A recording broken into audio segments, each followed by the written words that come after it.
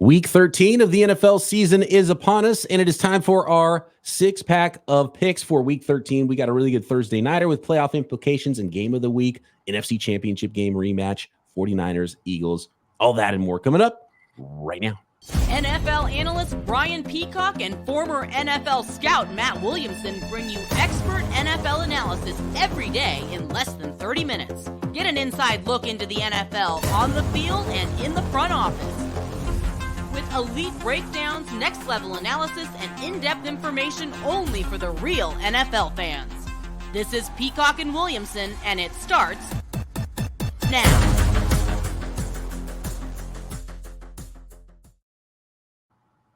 Welcome to the Peacock and Williamson NFL Show. Brian Peacock alongside Matt Williamson at BD Peacock at Williamson NFL. Thanks, everybody, for making us your first listen here on the Locked On Podcast Network. Your team every day. Big ups to all the everydayers out there. Make sure you are subscribed on YouTube and everywhere you get your podcast. Today's episode of P&W is brought to you by PrizePicks, the easiest and most exciting way to play daily fantasy sports. Go to prizepicks.com/LockedOnNFL and use code, all lowercase, LockedOnNFL for a first deposit match up to $100.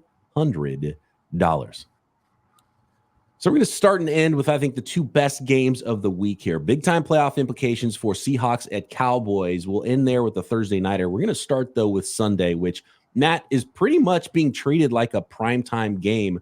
I think there's only two markets in the entire country that won't have 49ers Eagles, the Fox game of the week, on their television sets this weekend. And it's the NFC Championship game that we really didn't get to see after the 49ers quarterback injury woes early in that game. And there's already a lot of trash talking happening between these two teams, fan bases as well.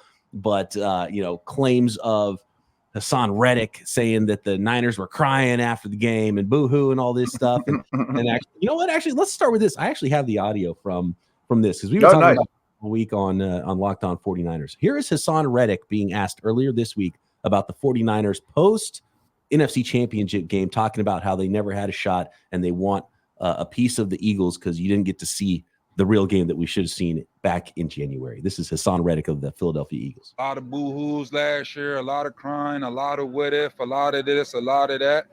They get a chance to come back in here, line that up and prove it again.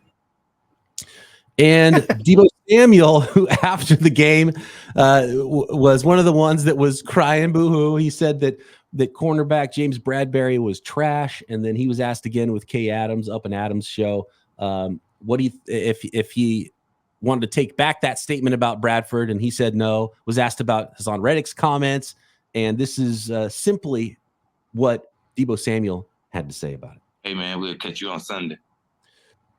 That's it. He didn't want to add anything to it. He said, "We'll see." And so we're going to see on the football field. It's going to be a really good one. The players feel it. The fans feel it. Might even be a little wet and sloppy in Philadelphia this weekend. I know it rained a lot this week. I don't know if it'll be raining on Sunday yet or not. But the 49ers, surprisingly, Matt, here, getting to our picks portion of this, the 49ers are favored by 3 right now on the road. It opened at 1.5. 3 now. So money, I was surprised it basically wasn't a pick 'em, or even maybe the home team Philadelphia Eagles favored. I mean, they're 10-1, right? And the fact that it opened as 49ers road favorites and has grown since then kind of blows me away. What from the outside, what do you see in this game? 49ers Eagles, you're getting 3-point home dog for what the team that has the best record right now in the NFL. Yeah, if I were to power rank the NFL, I would have the Niners 1, Philly 2. And with all respect to that one loss, apparently Vegas seems to agree with me. I just think the Niners steamrolling teams more, but the Eagles are really, really good. Again, these are 1 and 2. Obviously, if the Eagles win, it's almost a foregone conclusion they're going to get home field all the way through. I mean, that's a huge sticking point here as well. So I look, when the Niners have the ball, I certainly give the advantage in the trenches to the Eagles, but I think the Niners have a massive advantage against their back 7. When Philly has the ball, I just have a hard time finding weaknesses anywhere on either side of the ball, so I think that's a really good battle. Purdy's going to have to make a lot of throws, in my opinion. They're going to have to protect, in my opinion. I'll take the home team with the points, but I think San Fran wins a close one, like 28-27, something like that. So what are some of the keys you're looking for? I know there's many.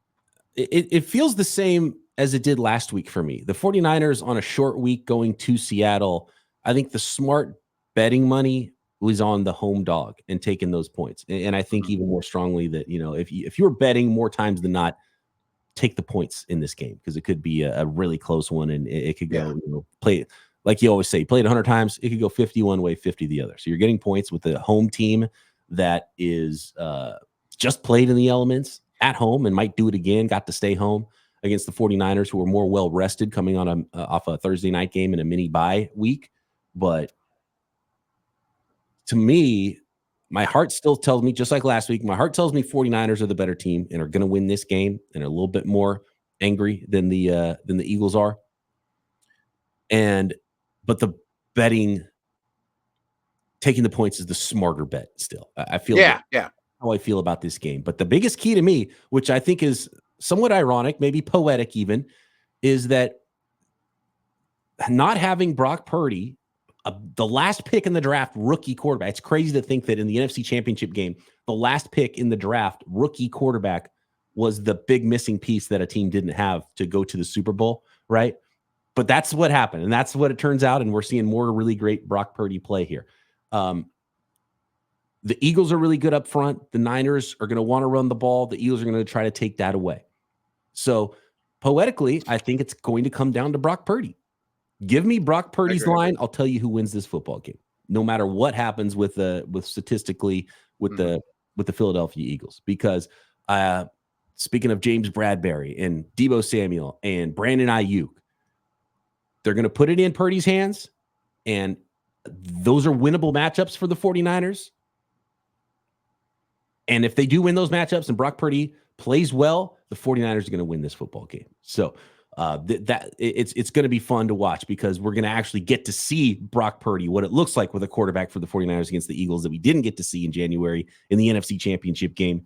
And it's going to be up to that very quarterback. He's going to be the biggest key to me in this game. If he plays well, like he has all season long, like they expect him to play in the NFC Championship game, then it's going to be poetic justice for the 49ers and Brock Purdy. And they're going to come out of Philly with a W, but still be only the 2 seed because no matter what happens this week, Philly's got the 1 seed in the NFC for at least one more week.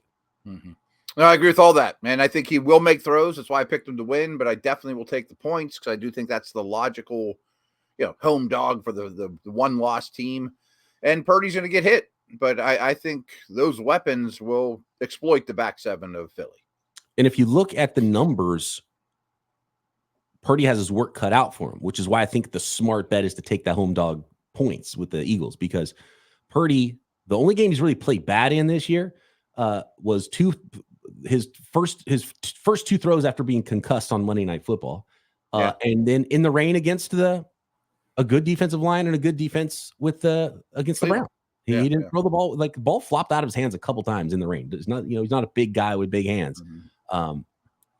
So the elements could get to him. The 49ers are 24th, I think, in the league. If you're looking at metrics in protecting the quarterback, and the Eagles are really good up front. The Eagles, Leg Johnson's looking like he's going to play this week. So the Eagles might have the advantage up front that usually most teams don't have against the 49ers on both sides of the ball. And so for that reason, it's going to be up to Brock Purdy. And if he does play well, and that'll be huge. And huge. Give me, I'll put my mortgage on the 49ers to win the Super Bowl too. If Brock Purdy looks like that against the Eagles this week. So this is going to be really fun. And there's going to be some fights. It's going to be angry. And it's going to be game of the week for a reason. 49ers, Eagles, Sunday. Awesome. Everyone's going to be watching good stuff, man. And hey, speaking of Purdy and Jalen Hurts, whoever wins this game is probably the favorite to be MVP of the NFL as well after this week. Probably. Yeah. Yeah, you're probably right. Next, we've got Chargers, Pats, Dolphins, Commanders, Panthers, Bucks. Are they going to get the interim head coach bump in Carolina now? Maybe win another game, make the top of the draft a little bit more interesting. And Seahawks, Cowboys, part of our Week 13 6-pack of picks next. Today's episode of Peacock and Williamson is brought to you by PrizePicks, daily fantasy sports made easy. PrizePicks is the most fun you're going to have playing fantasy football this season and winning 25 times your money potentially while you are doing it, depending on how many picks you get correct. And it's daily fantasy made easy for a reason. This is how easy it is. You select 2 or more players, you pick more or less on their projected stats at PrizePicks, and you place that entry, and then bing, bong, boom, you can turn $10 into $25 if you hit all of those picks. That's why it's called PrizePicks. You make your picks, you win a prize, and very special offer now from PrizePicks with the NBA season going. You can do combo bets between leagues. So not just multiple NFL projections, which you can still do, but you can have a combo bet between NFL and NBA. For example, LeBron James plus Travis Kelce, 10.5 combo of 3 points made and receptions, and play that way at PrizePicks. So tons of fun ways to play, tons of sports, tons of projections at PrizePicks. And our listeners can get a deposit match of $100. Go to prizepicks.com/LockedOnNFL and use code LockedOnNFL for a first deposit match up to $100. PrizePicks, daily fantasy sports made easy.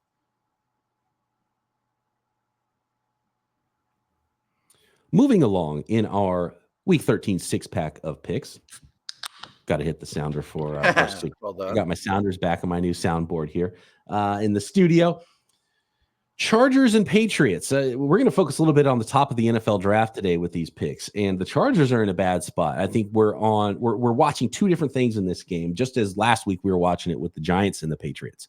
By the Patriots losing to the Giants last week, Matt, the Patriots' chances to get a top 2 pick in the NFL draft went from like 11% to 40% by losing that game, and vice versa. The Giants went from nearly 50% chance of getting a top 2 pick to only single digit chances of giving a top 2 pick by beating the Patriots last week. Now the Patriots losing to the Chargers, it's not quite just the Chargers aren't quite bad enough to be in that realm of getting a top 2 pick, but right now they're squarely in the realm of getting a top 10 NFL draft pick. But so for the Patriots side, losing out is the best thing that can possibly happen to them, and they want one of those top 2 picks in the NFL draft. For the Chargers, if you don't beat the Patriots, your head coach is for sure like 100% fired. Brandon Staley is done. He does not win this football game, Matt. So spread you're looking at 6. Patriots getting 6 at home. The Patriots looking at FanDuel, by the way, is where we get all of our lines for all of our picks here on Peacock and Williamson and the Locked On Podcast Network. Yes, Chargers on the road at Foxborough favored by 6. Yeah, I mean, that doesn't sound right, but I hate where the Patriots are at right now. And their defense has just been on the field so much. I still think it's a decent defense, but I definitely think the Chargers offense is still the best unit out there. Keenan Allen might catch 20 passes and Eckler and, get the ball in their hands. Herbert's going to be the best player on the field, give or take. Keenan Allen, by the way, 97 catches, could reach 100 catches in Week 13. He's already got 1,100 yards, 7 touchdowns, and 97 receptions this year. What a season he's having. I mean, it's kind of not reported enough. I don't trust the Chargers to beat anybody by 6 on the road, cross country, blah, blah, blah. But I'm still going to take them. Low scoring. It's either a Chargers blowout or the Patriots narrow it up. So, yeah. I'm gonna go home dog and take the 6 points of the New England Patriots here. I don't blame you. I'm going to take the Chargers, but I feel very, very weak about it.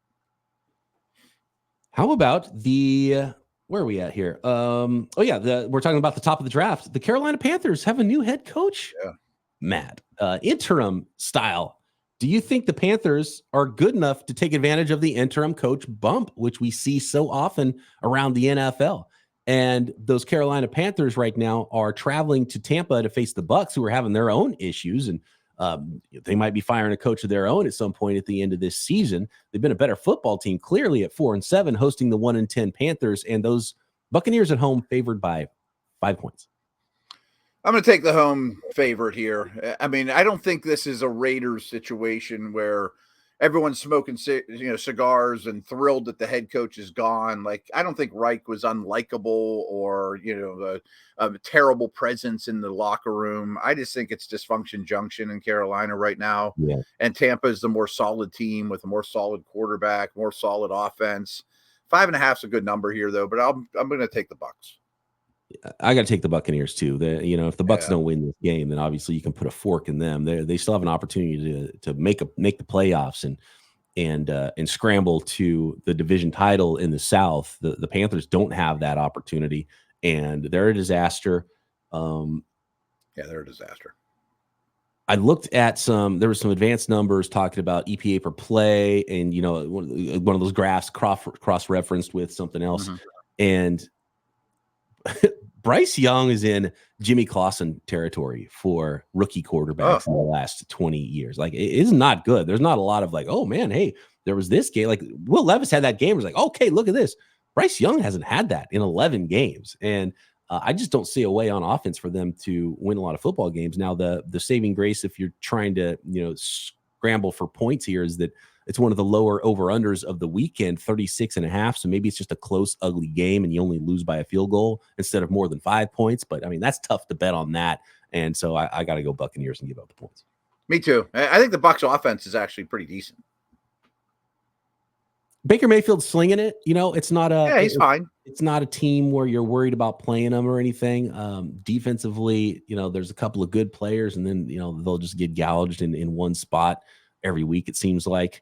But just overall talent is better. And if, things are just bad if they don't win this game, you got to beat the 1-10 Panthers if you're the Tampa Bay Buccaneers. I think they do at home.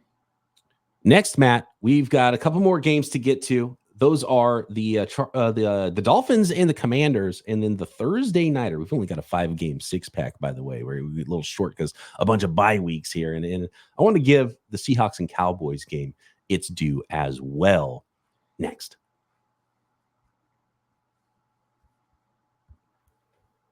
today's episode of Peacock and Williamson is brought to you by DoorDash. When I think of football, I think of food. You gotta have your spread when you're watching a football game. And maybe even if you don't have your spread ready to go before the game, who cares? Because you got DoorDash. Did the game go to timeout? That's time to order with DoorDash. Is it halftime? That's ordering time. 2-minute warning. You got it. That's your cue to order it in. Whatever your favorites are. What is what's the sandwich shop? Is it Primanti's? Yeah, Primanti's. Good stuff.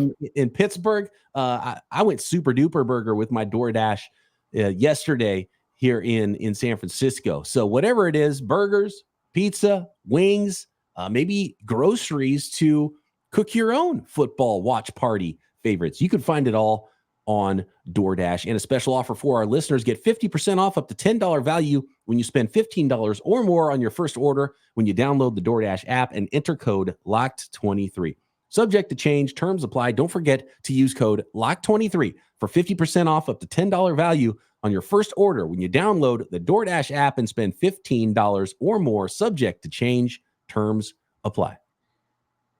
All of the lines on today's show that we reference while making our picks are brought to you by our friends at FanDuel, America's #1 sports book. As the weather gets colder, the NFL offers stay hot at FanDuel. Right now, new customers get $150 in bonus bets with any winning $5 money line bet. That's $150 if your team wins. And you can use the extra $150 in bonus bets to bet spreads, player props, NFL over-unders. Build your own parlays. One of my favorite things to do at FanDuel. And it's endless, not just NFL football, but there is baseball off-season stuff you can bet on, NFL draft, college football, NBA, NHL, you name it. You can find it at FanDuel. So if you've been thinking about joining FanDuel, there's no better time to get on the action than right now. Visit FanDuel.com/lockedon. Again, that is FanDuel.com/lockedon. $150 in bonus bets with a winning $5 money line bet. FanDuel, official partner of the NFL.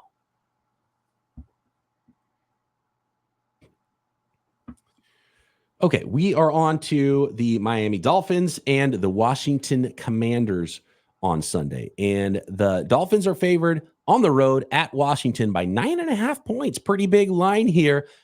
This one, though, Matt, to me, is shaping up to be one of those.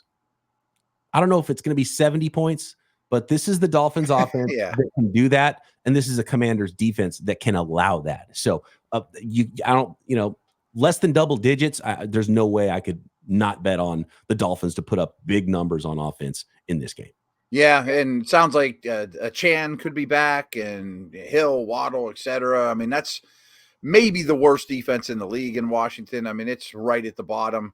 I think this should be double digits. One thing I want to throw out there, though, is the Jalen Phillips injury for Miami is huge. I mean, I think he's a great young player. He's going to be gone for the year. We hadn't mentioned that yet this week, but that is a blow to a defense that's getting better and better. I still think they'll harass Howe, and, they'll be fine on that side of the ball. But I think they win this one going away, by 14-ish.